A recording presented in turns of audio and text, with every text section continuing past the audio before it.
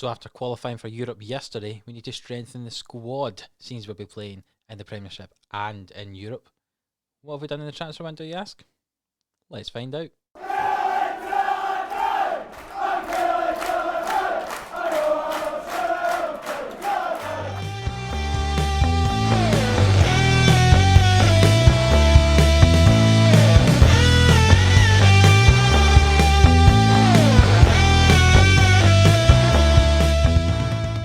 So yes, welcome back. Here we are, Season 2 of the Killie Boys here on the 11am Sports YouTube channel. Welcome back in. I hope you enjoyed Season 1 that finished up yesterday. And as I say today, we're going to be starting Season 2. You can see that we finished 4th place last year. Spoilers if you haven't seen Season 1. If you haven't, go and watch all the videos. You should be watching them. We finished 4th last year, which was much higher than the expected position that we were wanted to finish in by the board, and 4th place gets us in, as you can see in the top right hand side of the page there, the Euro Cup 2, which is the new Europa League 2 competition, which the kind of not so good countries get to put teams. I'll be honest, it's not having a new life yet, so I don't know what it is, but nonetheless, we are in it in the inaugural Euro Cup 2. Before we get to any games this season, this is just a little kind of transfer special and update and thoughts about different things. There's been a lot going on behind the scene over the last couple of months since we finished up, and that's what we're going to show you now. We'll start with the transfers, and let's start with the outs, or at least the outs of significant importance that you might have known some of the players for, because some of these players are gone but you didn't know them, but some of the more experienced players you certainly did. So the first out for us this transfer window was Ross Millen. Obviously you'll know him. He was the right back. He actually played 27 games in total for us in the league, including 18 starts. He was the son of the assistant manager who, spoilers, we've replaced the assistant manager, so we've lost both Millens, but nonetheless, he wasn't really of a Premiership quality player, and you can see that he went on a free to Championship side Dunfermline. This next one I'm a little bit more sad about. Aaron McGowan I thought was a perfectly acceptable right back for us. He played fairly well in his 28 games in the league for us, and you can see we sold him to Ross County for £54,000. It says here he's worth 57. The reason that we sold him was, well, there's no easy way to say this. We kind of had a bit of a falling out. I may or may not have forgotten to add him to our pre-season training trip that was going to Portugal. He took a bit of a huff, and he then decided he wanted to leave because he didn't get to go to Portugal. So I mean, that's perfectly understandable. If everyone else was going to Portugal and I wasn't, I would be upset. So yeah, that's why he asked to be transfer listed. I transfer listed him, and he went to Ross County, who were relegated last year, so not going to be competing against us. But again, another player who we've sold, who we played a lot last year, but is now playing in the Championship, which maybe tells you more about the quality of those players than anything else, and we needed to improve. So that's us lost 2 right backs. So I don't know if you can guess what position we might have brought in over the summer as well, but that's 2 right backs gone, McGowan and Millen. And the last player of any significance who has left us in this transfer window is Nicky Kabamba, who's went to St Johnstone for £50,000 or some add-ons as well on top of that. I think he played 20 times for us last season, only scored 2 goals. Really, we had better striking options at the club, especially with Rodell Richards. See, same Richards again, not Rogers. See, I'm getting it right. But yeah, especially with the way that Richards ended up playing at the end of the season, he really wasn't part of the plans. He was kind of 4th, 5th choice striker, and the fact that we were able to get £50,000 for him certainly helped. So that was our last big out, Nicky Kabamba, away to St Johnstone. So yes, what you've really been here waiting for, the players who we've brought in, and we're going to start with the boring one. Tegan Menge came back in. He played really well last season for us as a centre back. He's coming in on loan again. We've only got until January here, but we'll hopefully extend it to the end of the season. Really solid centre back to play alongside Stuart Finlay. Couldn't complain, and the fact we were able to get him again is good news for me. Another equally boring one is Rodell Richards. We've got him back in on loan again from Tottenham. He was a very good partnership up front with him and Brophy at the end of last season, and hopefully he's able to do the same again for us this year. So we've got 2 the same players in as last year and on loan, and I can promise you they are the only similar signings as last season. I can promise you. Maybe. I know, definitely I can promise you. So we'll start here with Tam O'Brien, who to be honest was brought in before we got Tegan Menge back in on loan. He was possibly going to start alongside alongside Stuart Finlay, but Mengi's coming now, so he's probably third or fourth choice centre back. But nonetheless, Tam O'Brien here, centre back, 29 years old. We got him in from Arbroath. He's actually the only player that we paid money for. We paid £14,000 for him. And when you look at his statistics, he's not too bad at all. He's very, very solid. A great squad player. You might get a bit unhappy because I've told him he's going to be a regular starter, but with us playing in Europe and also in obviously the Premiership as well, we'll need to rotate the squad. And Tam O'Brien there at centre back, I think he's going to be very solid for us in there. Another centre back, possibly for the future, is Sam Denham. He's currently in the reserve squad. We got him for nothing at all from St Johnstone. He had been playing in Scottish League 2 last year, but his stats look fairly solid. He's got a good potential ability there, and you never know what we can do. He's probably going to be able to step in if we need to, but he's got years of development ahead of him. We've got a really good kind of youth academy set up at Kilmarnock, so hopefully he'll do well for us in the future. Not someone you'll see this season, but maybe in a couple of years' time, you never know. He might develop into that centre defensive partnership alongside Stuart Finlay. If Finlay's still here, if Finlay's moved, he might become our main man. You never know. But one for the future, Sam Denham.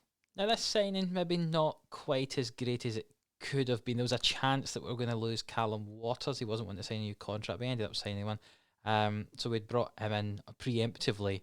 Liam Dick here, who's the left-sided player. He plays up the left-hand side. He can also play centre back if he has to. Fairly solid statistics. He's a French player. He's been brought in as a squad player, and for £250 a week, I feel those statistics are not too bad at all. Last season, in fact, the last few seasons, he's been playing for Alloa in the Championship. He had a fairly solid season for Alloa there, and I can't complain. He's exactly the sort of player that I look up looking for as a backup. Fairly happy to sit in there as a backup, and hopefully. We shouldn't need to use him too much, but you never know. He might end up playing well for us and play, a bit like Harrison Burrows. He maybe wasn't statistically great last season, Harrison Burrows, but he seemed to play well for us, but we'll see. I think he's probably third choice left back, but someone else for a wee bit of depth. The next player we see here is probably one of the best we've brought in. Ziggy Gordon. We brought him in again on a free transfer from the Central Coast Mariners over in the A-League in Australia. He previously played for Hamilton before going over there. He played a little time in Poland as well, but he's come over. He's going to probably be our first choice right back. Filling in, obviously, we've lost Millen and we lost McGivern. We need someone else there, and it looks like Ziggy Gordon's going to be that player. He can also play at centre back and also left back as well if have to be, but those physical stats are really solid for this level, and he's got good double-digit figures all round, which really is what, and at this level, we kind of need that. And, he's a 3.5 star player, 28 years old, wee bit of experience, but not past his prime, unlike some of the midfielders that we had last season. I'm looking at you. Yeah, Toure, yeah.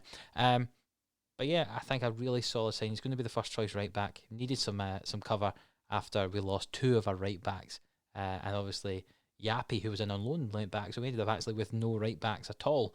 So Ziggy Gordon looks like he's going to play there. But another man who we signed to kind of play right back possibly as well was Adam Matthews, the former Celtic player, Cardiff, Sunderland as well, just come from Charlton. We've signed him on a free, but we know him best in Scotland, for playing for Celtic for those years, and he did fairly well while playing for Celtic. A fairly solid option. He can play either side. He's more suited to the right than the left, but I actually think we might play him at left back because he's actually ranked slightly higher than Brandon Honstrup, Callum Waters, Liam Dick.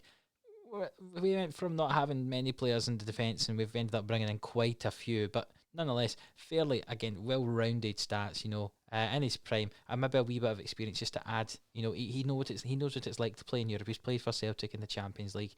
A wee bit of experience into this squad, just to add to the depth as well, because sometimes I felt, especially after we lost a few of the players that we had, we maybe need some more depth, and that's exactly what we've done.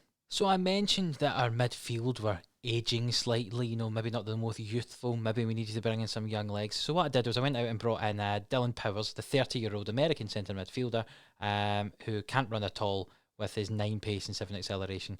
And on a free, but, sensible decision. Someone back me up, please. Just looking at him, he's played most of his career over in America before coming to Dundee United on a free, and he played for Dundee United in the Scottish Premiership last year. It says that we signed him at the end of last year because it's a really weird way the Scottish contracts were ending at the start of June, so half of these players have been classed as me signed them last year. Really weird, but nonetheless, signed him on a free this season. And I'm hoping he'll be a squad player for us. We obviously lost Alan Power last year. I say lost. We sold. We made £500,000 on him. We sold Alan Power. So I think at the end of last year we were actually getting a wee bit thin. Aaron Tishbola, was fairly decent, as was Sybil, Yaya Toure, but Yaya Toure's really dropped off. Spoilers, we'll look at him in a bit. He's really dropped off. Obviously getting to 38 years old. If he's not already there, he's getting there very soon. And Yusuf Malumbu getting past his best as well, so we need to bring in some players, and I thought, why not bring in even more role players? To be honest, now I'm looking at it, it's not the best signing, but again, he looks fairly well rounded, and I just needed some depth in the squad, really, because we're going to be doing a lot of running when we're playing 2 times a week, and we needed someone else in there. But somebody who maybe more matches the criteria that I needed is Tom White here. You can see his 3-star current ability, 3.5-star potential. He's got some nice stats. His determination's high. Determination is always good to have in a player in this game. It really helps improve their stats, and he's tried to improve as best he can. A lot of yellow numbers there. You can see a lot of double digits. He used to play for, where do we get him from? Blackburn. He was on loan at Bolton last year in League 2, where he played, fairly well, average rating of nearly 7. We're happy to get him on a free, and I must say, I think he's probably going to be our starting box-to-box midfielder, with someone else playing in that deep-lying role next to him. So I'm sure you'll notice we don't have Sam Greenwood like we did last year, and we also don't have Harrison Burrows. That was the other player we played at left wing. So we've lost a couple of left wingers, so we needed to kind of find someone to replace him there. And the player I went for here is Nathan Broadhead. See, 3-star current ability, 4-star potential. Again, can you really trust those too much? I'm not sure. But again, very well-rounded for this level. Probably I'd like him as a backup as opposed to a starter. But, we'll see what happens. I'm not quite sure who's going to play left wing. There's a chance if he plays well, he could make the position his own. He's got fairly decent physical stats. His mentals aren't too bad either, and his technicals are certainly there. He's only 23 years old. He could improve slightly, and that's what we are hoping for there. But again, these players have not cost me anything apart from Tam O'Brien. Everyone else has been a free, so we didn't really have much money to spend at all, really, and I moved most of it into the wage budget to try and help get some depth in the squad, and I think I've done that here. So Nathan Broadhead. And another player who's capable of playing out there on the left-hand side if he has to, but mainly is known as a striker, is Ross Stewart. You can see, again, fairly well-rounded as well. Some nice physical stats. He last season was playing for Ross County. He only scored 5 in 27 games, which is maybe slightly worrying. He plays for Kilwinning Rangers. There we go. That's a team local to me down in Ayrshire. But yeah, he played for Ross County, fairly solid, nothing too special. And there is a kind of third, fourth choice striker. You can't really ask for much more than that. I'm hoping that he's going to be fairly happy to be a squad player, as you can see up there. And he can play as a target man if needed, or that pressing forward, advance forward that we play. Or if he has to play on that left wing, which could be his position really to try and fit into the team. Because with Brophy and Richards, I don't think he's going to start up front. And this last signing, this is the last sign, is one I contemplated for a very, very long time. Craig McGilvray here, the goalkeeper, played for Portsmouth, who actually won League One last year, and then they released him on a free. We signed a pre-contract for him actually earlier in the season. 45 games, only conceded 36 in League One. Danny Rogers played really, really well for us last year. He actually got in Team of the Season. And I thought, I can't replace Danny Rogers. He's great. He's played really well. But then when you compare Danny Rogers with this man, there's not really a huge comparison. When you look at the goalkeeping statistics, McGilvray just overall better, and that really can't be denied. Look at all that green there. Fair enough, his mentals might not be as good and physicals, but I'll look at the goalkeeping stats for someone who is actually a goalkeeper, and that's more important, and it looks like he is the better goalkeeper, which is really horrible to say, but after the way that Danny Rogers played last year, I felt really bad about this, but it looks like Craig McGilvray is going to be our starting goalkeeper, especially when you compare the wages there, £3,000 a week compared to £700 a week. But yeah, I feel really bad for Danny Rogers. He's actually valued at £200,000 now. I'm not going to say we're going to cash in him. He's a really, really good backup, but unfortunately he's now classed as an important player, which could be slightly worrying for morale if he doesn't play, so we'll we'll see what happens. But yes, Craig McGilvery is the last signing we're going to talk about today in at goalkeeper. So now let's transfer you over to the squad page to see what I think maybe our preferred line is going to be, certainly for our first game of the season, which you're going to see next episode. Yeah, certainly for our first game of the season. So I think maybe this is a team we're going to go with for the first game. Craig McGilvery to play in goal, Mengi and Finlay at the back. We're going to play Ziggy Gordon at right back and Adam Matthews at left back, which is slightly frustrating for me here because Matthews is number 2 and I don't like playing a number 2 at left back, but nonetheless. In the midfield, I've gone with Aaron Tishbola, and I really don't know if I should be going for Yaya Toure, but a little bit of me sentimental part in me thinks, yes, let's go with Yaya Toure. Mackenzie on the right-hand side. Caelan Hines is going to play the left-hand side. I just think he's maybe slightly better than Broadhead or Stewart at the moment, but we'll see what happens. And Richards and Brophy up front. That's the way that it leaves our team at the moment. You can see the rest of the squad. Lots of depth, especially in defence for us at the moment as well. And I feel that this could be interesting for us this season with the way that we've got the Europe. I say Europe, we might get knocked out in the first qualifying round, but hopefully we've got Europe this year. I'll just quickly show you our friendly results before I finish off. And as you can see, loss.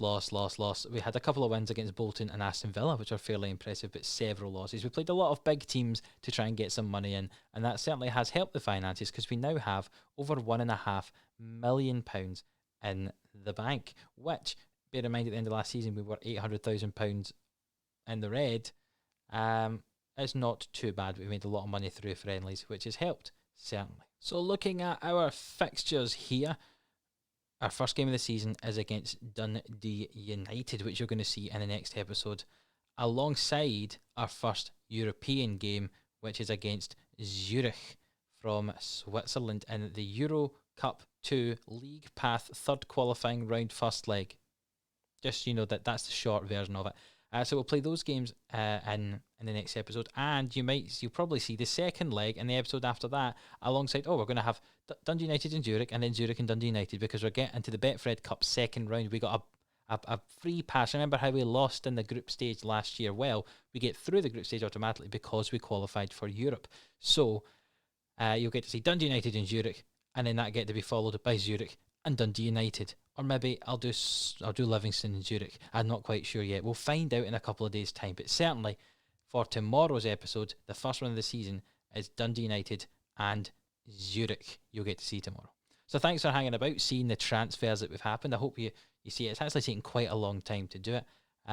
All those transfers, you know how it is as you progress through the off season, and the more and more you try, you think about signing players, and you're like, oh, should we sign them? Should we not? But eventually we signed 12 players in total, which is enough for a squad and a player. Do you like that maths there? I do.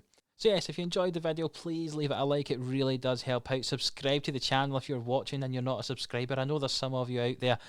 Hit the wee bell if you want to get a notification. I think that lets you know when the video goes live, but you don't really need to know because 11 o'clock, Monday to Friday, that's when the videos get released. But yeah, with that being said, I look forward to playing our first game of the second season of the Killie Boys here tomorrow, and you'll get to see that with us tomorrow as well. So, until the next one, see you then.